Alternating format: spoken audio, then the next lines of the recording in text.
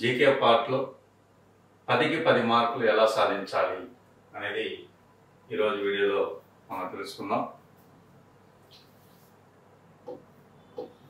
DSC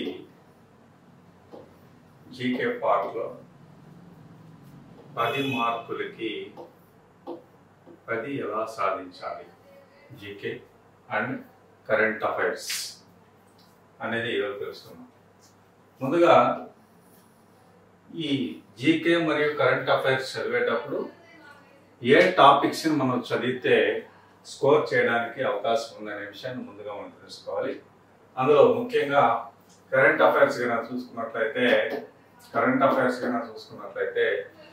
అఫైర్స్లో ఎలాంటి ప్రశ్నలు అడుగుతున్నాడు, ఏ చాప్టర్స్ పైన తరచుగా ప్రశ్నలు వస్తున్నాయి అనేటటువంటి విషయాలను మనం చూద్దాం.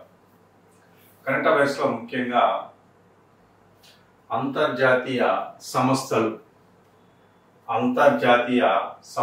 అనేటటువంటి చాప్టర్ పైన తరచుగా ఒక ప్రశ్న వస్తుంది. అంతర్జాతీయ సంస్థలు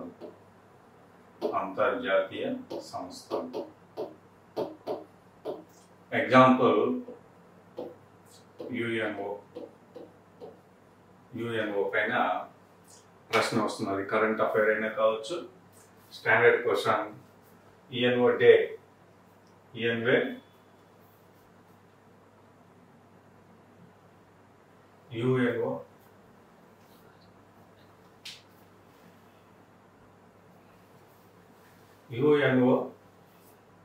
డే గురించి అడిగేదానికి అవకాశం. స్టాండర్డ్గా యుఎన్ఓ డే అంటే యుఎన్ఓ రోజును ఏ రోజు జరుపుకుంటారు అనే ప్రశ్న తరచుగా డిఎస్సిలో చాలాసార్లు అడిగినటువంటి ప్రశ్న. ఇది స్టాండర్డ్గా అడిగేదానికి అవకాశం ఉంది. తర్వాత దీని అనుబంధ సంస్థలు, యుఎన్ఓ మరియు దాని అనుబంధ సంస్థలు ఏమున్నాయి? ఇప్పుడు యూనిసెఫ్ కావచ్చు, ఐఎల్ఓ కావచ్చు, డబ్ల్యూహెచ్ఓ కావచ్చు, డబ్ల్యూటిఓ కావచ్చు. ఇలా డబ్ల్యూహెచ్ఓ, డబ్ల్యూటిఓ, ఐఎల్ఓ, యూనిసెఫ్, అలాగనే ఇలాంటి ప్రశ్నల పైన ఎక్కువ ఎఫ్ఏఓ ఇలాంటి సంస్థల పైన ప్రశ్నలు అడగచ్చు. ఈ సంస్థల పైన ఏంటంటే వీటి యొక్క అధ్యక్షులు ఎవరు అని అడగచ్చు. వీటి స్టాండర్డ్ అయితే వీటి హెడ్ క్వార్టర్స్ ఎక్కడున్నాయి అనేటటువంటి విషయాలు కూడా అడిగేదానికి అవకాశం ఉంది. ఈ విధంగా అంతర్జాతీయ సంస్థలు చదవాలి. అలాగనే అంతర్జాతీయ కూటముల గురించి కూడా చదవాలి. అంతర్జాతీయ కూటములు. ఈ అంతర్జాతీయ కూటములో ముఖ్యంగా ఎక్కువగా మనం చదవాల్సినటువంటివి ఏంటివి అంటే బ్రిక్స్ కూటమి పైన తరచుగా కరెంట్ అఫైర్స్లో అడగచ్చు. బ్రిక్స్ దేశాలకు సంబంధించినటువంటి అంశాలకు కూడా ప్రశ్నలు అడిగేదానికి అవకాశం ఉంది. అంతర్జాతీయ కూటములు, సార్క్ పైన కూడా ప్రశ్న అడిగేదానికి అవకాశం ఉంది. సార్క్ కూటమి, బ్రిక్స్ కూటమి, అలాగనే G20, G7,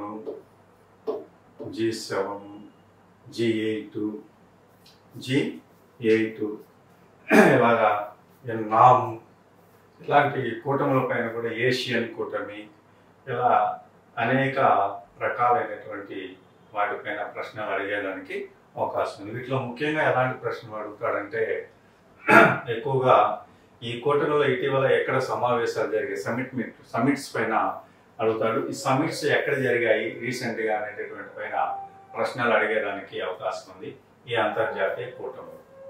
తర్వాత ఈ అంతర్జాతీయ సంస్థలు చదివిన తర్వాత మనము మళ్ళీ అంతర్జాతీయ అంశాలు అనేటివి ఒక అంశాన్ని తీసుకోవాలి. కరెంట్ అఫైర్స్లో అంతర్జాతీయ అంశాలు. ఈ అంతర్జాతీయ అంశాలు ఏంటంటే ఏ ఇతర దేశాల్లో జరిగినటువంటి ఎన్నికలు. ఫర్ ఎగ్జాంపుల్ ఈ మధ్య అమెరికా అధ్యక్ష ఎన్నికలు అనేవి జరిగాయి. ఈ ట్రంప్కి సంబంధించినటువంటి విషయాలపైన ప్రశ్న అడిగేదానికి అవకాశం ఉంది. ఎందుకంటే ఇటీవల 47వ అధ్యక్షుడిగా ట్రంప్ మళ్ళీ ఎన్నిక అవ్వడం జరిగింది. సో అతని పైన ప్రశ్న అడిగేదానికి అవకాశం ఉంది. ఆ విధంగా ఏ దేశాల్లో ఎన్నికలు జరిగాయి, ఏ దేశాల్లో సమావేశాలు జరిగాయి, భారతదేశం నుంచి ఇతర దేశాలకు మన ప్రధాని కానీ లేదా రాష్ట్రపతి కానీ ఎక్కడ పర్యటనలు చేశారు, పర్యటనలు ఏ ప్రాంతానికి పర్యటన చేశారు, ఏ దేశాలను వారు సందర్శించారు అనే వాటిపైన కూడా ప్రశ్నలు అడిగేదానికి అవకాశం ఉంది. కాబట్టి ఇలాంటి అంశాలు కూడా మీరు చదవాల్సినటువంటి అవసరం ఉంది. ఈ అంతర్జాతీయ అంశాల్లో ఇవే కాకుండా అంతర్జాతీయంగా నియామకాలు ఏం జరిగాయి అనేటువంటి విషయాలపైన కూడా ప్రశ్నలు అడుగుతూ ఉంటారు. ఈ క్వశ్చన్స్ అంతర్జాతీయంగా నియామకాలు. ఈ నియామకాలు అంటే అంతర్జాతీయ సంస్థల్లో నియామకాలు కావచ్చు, అంతర్జాతీయంగా ఏ దేశానికైనా అధ్యక్షులు ఎన్నికైనటువంటి విషయాలు కావచ్చు, ఇట్లా ఫేమస్ పర్సనాలిటీస్ ఏవైతే ఉన్నాయో ఆ అంశాలన్నీ కూడా ఇక్కడ మనం గుర్తు పెట్టుకోవాలి, చదవాల్సినటువంటి అంశం అనేది ఉంది. తర్వాత ఇదే విధంగా జాతీయ అంశాలు కూడా మనం చదవాల్సినటువంటి అంశం ఉంది. జాతీయ అంశాల్లో భారతదేశంలో ఇటీవల ఏ రాష్ట్రాల్లో ఎన్నికలు జరిగాయి, ఏ రాష్ట్రానికి కొత్తగా గవర్నర్లు ఏర్పాటయ్యారు, ఆ గవర్నరు ఏ పార్టీ అధికారంలోకి వచ్చింది అనేటువంటి అంశాలపైన, ఇలాంటి అంశాలన్నింటినీ కూడా చదవాలి. రీసెంట్గా దేశంలో కొత్తగా ఏ ప్రభుత్వ పథకాలు అనేటివి పెట్టారు అనేటటువంటి అంశాలు, లేదా జాతీయ సంస్థలైనటువంటి సంస్థల్లో కొత్తగా ఎవరిని నియమించారు అనేటటువంటి విషయాలను కూడా ఇక్కడ చదవాల్సినటువంటి అవసరం ఉంది. ఈ జాతీయ సంస్థల్లో కొత్తగా నియామకాలు, ప్రభుత్వాలు మారినప్పుడల్లా నియామకాలు మారుతూ ఉంటారు. కాబట్టి ఇవన్నీ కూడా అప్ టు డేట్ మనం ఏం చేయాలంటే వీటినన్నింటినీ చదవాల్సినటువంటి అవసరం ఉంది. ఈ విధంగా జాతీయ అంశాలు కూడా చదవాలి. తర్వాత ప్రత్యేకించి రాష్ట్రాలకు సంబంధించినటువంటి ఇన్ఫర్మేషన్ కూడా మనం చదవాల్సినటువంటి అవసరం ఉంటుంది. రాష్ట్రాల ఇన్ఫర్మేషన్, ఆంధ్రప్రదేశ్లో వ్యక్తులైతే ఆంధ్రప్రదేశ్ సంబంధించినటువంటి అంశాలు, తెలంగాణ అభ్యర్థులైతే తెలంగాణ రాష్ట్రానికి సంబంధించినటువంటి అంశాలు. ఇటీవల ఏపీలో అయితే నవంబర్ 11న రాష్ట్ర బడ్జెట్ను విడుదల చేశారు. ఈ బడ్జెట్ పైన ప్రశ్నలు అడిగేదానికి అవకాశం ఉంది. తెలంగాణలో సర్వే కూడా, తెలంగాణ సర్వే ఏర్పాటు చేశారు, దీన్ని కూడా విడుదల చేయడం జరిగింది. ఈ అంశాలపైన కూడా ప్రశ్నలు అడిగేదానికి అవకాశం ఉంది. ఈ విధంగా రాష్ట్రంలో జరిగిన కొత్తగా ఏర్పాటైనటువంటి సంస్థలు, ఆ సంస్థల యొక్క నియామకాలు, రాష్ట్రంలో ఏర్పాటు చేసినటువంటి పథకాలు అయితే ఏమైతే ఉన్నాయో అలాంటి అంశాలన్నింటినీ కూడా ఇక్కడ చదవాల్సినటువంటి అవసరం ఉంది. తర్వాత జాతీయంగా బడ్జెట్ సర్వేలు, ఇవన్నీ ఎకానమీకి సంబంధించిన అంశాలు చదవాలి. తర్వాత ఆర్థికంగా అయితే 15వ ఆర్థిక సంఘము దాని యొక్క చైర్మన్, ఆ చైర్మన్ యొక్క పదవీ కాలం, ఈ చైర్మన్ కమిషన్ సిఫార్సులు ఎప్పుడు సబ్మిట్ చేస్తుంది, ఇలాంటి అంశాలన్నింటినీ కూడా చదవాల్సినటువంటి అవసరం ఉంది. తర్వాత వ్యక్తులు నియామకాలు, దేశవ్యాప్తంగా వ్యక్తులు నియామకాలు, అలాగనే వార్తల్లో వ్యక్తులు, అలాగనే మీకు ఇటీవల ఎవరైనా ఫేమస్ పర్సనాలిటీస్ మరణించినట్లయితే వాళ్ళకి సంబంధించినటువంటి అంశాలన్నీ కూడా చదవాలి. వీటన్నిటితో పాటు ముఖ్యంగా తరచుగా ఎక్కువగా వచ్చేటటువంటి ప్రశ్నల్లో క్రీడల్లో ఖచ్చితంగా ప్రశ్న అనేది ఒకటి వస్తూ ఉంటుంది. స్పోర్ట్స్ క్రీడల పైన ఖచ్చితంగా ప్రశ్న ఉంటుంది. క్రీడల్లో ఇటీవల కొత్తగా మనకు గేమ్స్ అన్నీ కూడా చాలా వరకు జరిగాయి. అవి ఏ క్రీడలు జరిగాయి, ఇలాంటి ఒలింపిక్ క్రీడలు ఏంటి, ఇటీవల జరిగిన ఒలింపిక్ క్రీడలు, ఆ క్రీడల ప్రత్యేకతలు, అవి ఎక్కడ జరిగాయి, వాటి లోగో ఏంటి, వాటి మోటో ఏంటి, సో వాటి థీమ్ ఏంటి అనేటటువంటి అంశాలు చదవాలి. ఇండియా ఎలాంటి పథకాలు సాధించింది, అత్యధిక పథకాలు ఏ దేశం సాధించింది, ఇండియాలో ఎలాంటి వ్యక్తులకి ఏ పథకాలు అనేవి లభించాయి అనేటిపైన ప్రత్యేక దృష్టి సాధించాలి. అంటే క్రీడల్లో చాలా వరకు మీరు ఒలింపిక్ క్రీడలు, అలాగనే చెస్, అలాగనే టెన్నిస్, ఇలాంటి అంశాలపైన, తర్వాత స్టాండర్డ్లోకి వచ్చినట్టయితే క్రీడల యొక్క క్రీడల పదజాలం, ఈ పదజాలం పైన ప్రశ్న తరచూ వస్తూ ఉంది. దీన్ని కూడా మీరు మిస్ అవ్వకుండా చదవాలి. క్రీడల పదజాలం, అలాగనే క్రీడలు, ఏ ప్రదేశంలో ఆ క్రీడ జరిగింది, లేదా ఏ స్టేడియంలో క్రీడలు జరిగాయి, ఆ స్టేడియం పేరేంటి అనేటటువంటి అంశాలు కూడా మీరు చదవాలి. సో ఇది తర్వాత అవార్డు పైన కూడా ప్రశ్న వస్తుంది. ఈ అవార్డులు కూడా మీరు జాతీయ అవార్డులని, అంతర్జాతీయ అవార్డులని తీసుకోవాలి. ఒక ఎగ్జాంపుల్ అంతర్జాతీయ అవార్డులు అంటే నోబెల్ ప్రైజెస్ గురించి, ఇలాంటివి గురించి చదవాలి. ఈ విధంగా నోబెల్ ప్రైజ్లు. అది జాతీయ అవార్డు అంటే జాతీయ అత్యున్నత అవార్డు అయినటువంటి భారతరత్న అవార్డు గురించి కూడా మీరు చదువుకోవాల్సినటువంటి అవసరం. అలాగనే సినీ అవార్డ్స్, ఆస్కార్ అవార్డు కానీ, దాదాసాహెబ్ ఫాల్కే అవార్డు కానీ, గ్రామీ అవార్డ్స్ కానీ, సో ఇలాంటి ఫిల్మ్ఫేర్ అవార్డ్స్ కానీ, ఇలాంటి వాటిపైన మీరు ప్రత్యేక దృష్టి సాధించాలి. అలాగనే మీకు పరమవీర్ చక్ర, అశోక్ చక్ర ఇలాంటి పథకాలు, మిలిటరీ అవార్డ్స్ ఉన్నాయి, గ్యాలంటరీ అవార్డ్స్, వీటిని కూడా మీరు చదవాల్సినటువంటి అవసరం అనేది ఇక్కడ చాలా ఉంది. కాబట్టి క్రీడలు చదవాలి, అలాగనే అవార్డ్స్ పైన మీరు ప్రత్యేక దృష్టి సాధించాలి. దాంతోపాటు ఇంకా ఏం చదవాలంటే వ్యక్తులు, నియామకాలు,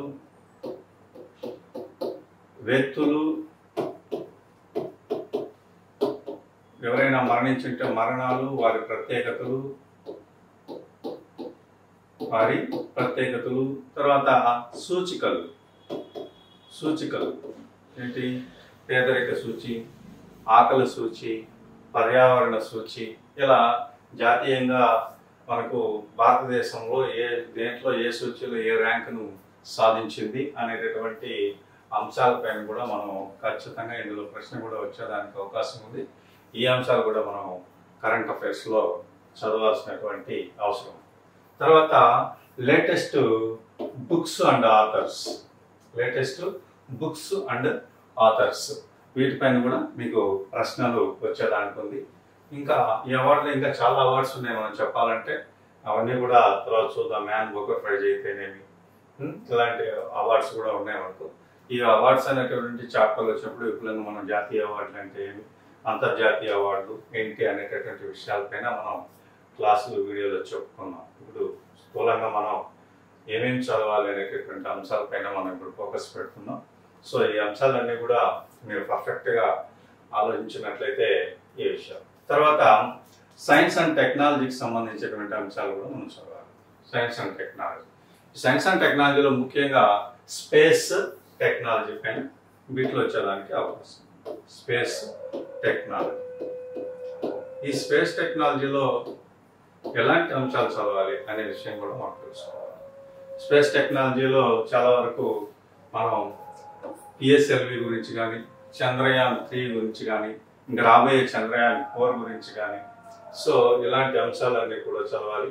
వీటితో పాటు బయోటెక్నాలజీ అయితేమి, AI అయితే ఏమి, తర్వాత బ్రాడ్బ్యాండ్ టెక్నాలజీ అయితే ఏమి, స్టెమ్ సెల్ టెక్నాలజీ అయితే ఏమి, ఇలా టెక్నాలజీల పైన కూడా మనం 5G అయితేనేమి, తర్వాత కంప్యూటర్స్ పైన కూడా మనం చదవాల్సినటువంటి అవసరం ఉంది. ఇది కూడా మీరు తప్పకుండా చదవాలి. తర్వాత ఎకానమీకి వచ్చినట్లయితే ఇందాక చెప్పాను మీకు, సూచికలు, 15వ ఆర్థిక సంఘం గురించి, బడ్జెట్, సర్వేలు, కేంద్ర ప్రభుత్వము మరియు రాష్ట్ర ప్రభుత్వ పథకాలు, ఈ అంశాలన్నింటినీ కూడా మీరు చేయాల్సినటువంటి అవసరం ఉంది. పార్టీలో అప్డేటెడ్ విషయాలన్నింటినీ కూడా మనం తెలుసుకోవాలి. పార్టీలో సుప్రీంకోర్టు జస్టిస్ అయితేనేమి, ప్రధాన న్యాయమూర్తి అయితేనేమి, అలాగనే రాష్ట్రపతులు అయితేనేమి, తర్వాత ఈ వాయుసేన అధిపతి ఎవరు, త్రివిధ దళాధిపతులు ఎవరు, ఈ ఎయిర్ ఫోర్స్ కమాండర్ ఎవరు, ఇలాంటి విషయాలన్నీ కూడా మనం చదవాల్సినటువంటి అవసరం ఉంది. అవన్నీ కూడా పార్టీలో కూడా మనం కరెంట్గా ఏం చదవాలి, ఏం అప్డేట్స్ వచ్చాయి అనే విషయాలు కూడా తర్వాత క్లాసెస్లో మనం చెప్పుకోవడం జరుగుతుంది. సో ఈ విధంగా కరెంట్ అఫైర్స్ పైన పట్టు సాధించాలంటే ఈ విధంగా అంశాల వైజు తీసుకొని మీరు చదవాల్సినటువంటి అవసరం అనేది ఉంది. తర్వాత స్టాండర్డ్ జీకే అంటే మీ అందరికీ తెలిసే ఉంటుంది. ఇదందరూ కూడా ఎప్పటికీ మారినటువంటిది. ఆ ఎగ్జాంపుల్స్ మనం చూసుకున్నట్లయితే దినోత్సవాలపైన లాస్ట్ క్లాస్లో చెప్పాను నేను ఎలా వస్తాయని. దినోత్సవాలపైన ప్రశ్న వచ్చేదానికి అవకాశం 100% ఉంది. దినోత్సవాలపైన స్టాండర్డ్ జీకేలో ప్రశ్న. తర్వాత దేశాలు, రాజధానులు, రాజధానులు, అలాగనే దేశాలు, కరెన్సీ, దేశాలు, పార్లమెంట్స్, తర్వాత భౌగోళిక మారుపేర్లు, దీనిపైన కూడా తరచు డిఎస్లో ప్రశ్న అడుగుతూ ఉన్నాడు. భౌగోళిక మారుపేర్లు ఏంటి అనేటటువంటి విషయాలపైన అడుగుతున్నాడు. దినోత్సవాలపైన గ్యారంటీగా ప్రశ్న అడుగుతున్నారు. ఇందులో కూడా అడిగేదానికి అవకాశం ఉంది కాబట్టి ఎక్కడా మిస్ అవ్వకుండా ఉండాలంటే ఈ అంశాలు కూడా మనం చదవాల్సినటువంటి అవసరం ఉంది. తర్వాత చారిత్రక కట్టడాలు,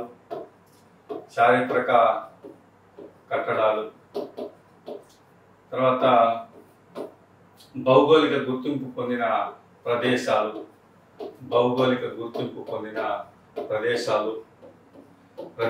మరియు వస్తువులు కూడా భౌగోళిక గుర్తింపు జే ట్యాగ్ పొందినటువంటి వస్తువులపైన కూడా ప్రశ్న అడిగేదానికి అవకాశం ఉంది. సో ఈ అంశాలు కూడా మనం చదవాల్సినటువంటి అవసరం చాలా ఉంది. తర్వాత పుస్తకాలు, రచయితలు ఈ విషయాలపైన కూడా మనం చదవాల్సినటువంటి అవసరం ఉంది. ప్రముఖ యుద్ధాలు ఎవరి మధ్య జరిగింది అనే విషయాలు కూడా మనం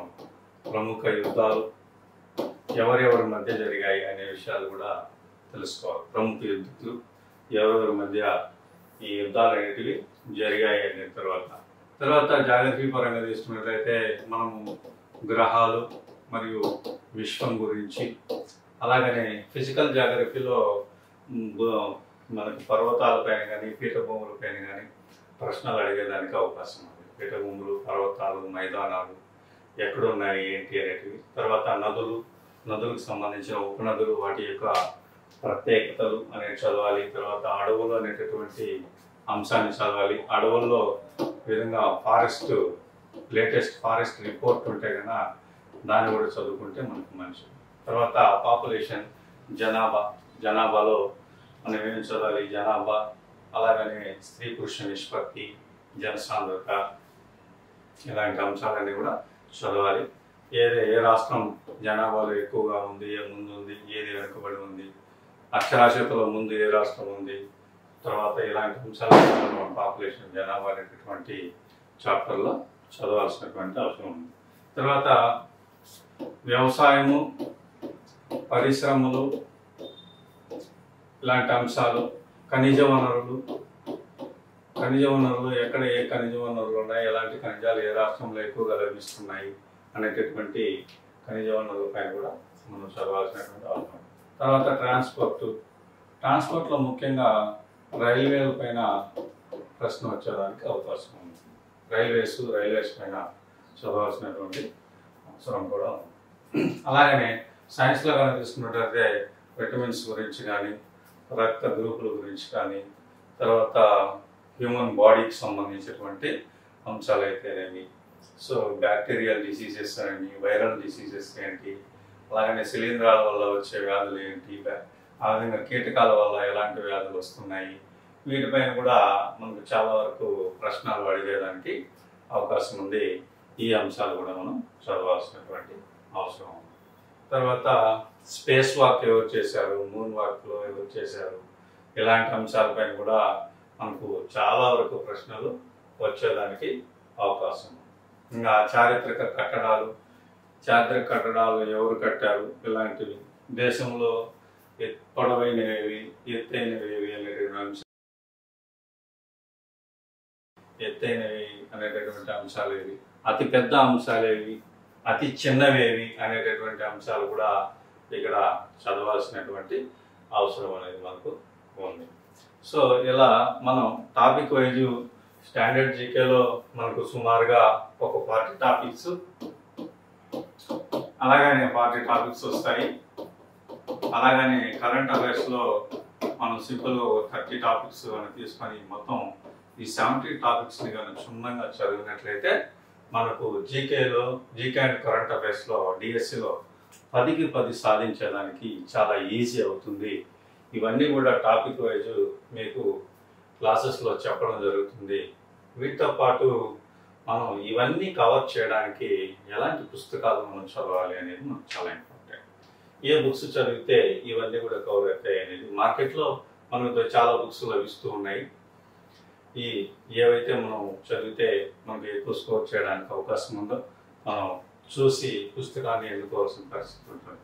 అలాగనే కరెంట్ అఫైర్స్కి చాలా మ్యాగజైన్స్ అనేవి వస్తున్నాయి, దినపత్రిక మ్యాగజైన్స్ వస్తున్నాయి మంత్లీ. సో వీటిని తీసుకొని వీటిని చదవడం అనేది చేయాలి.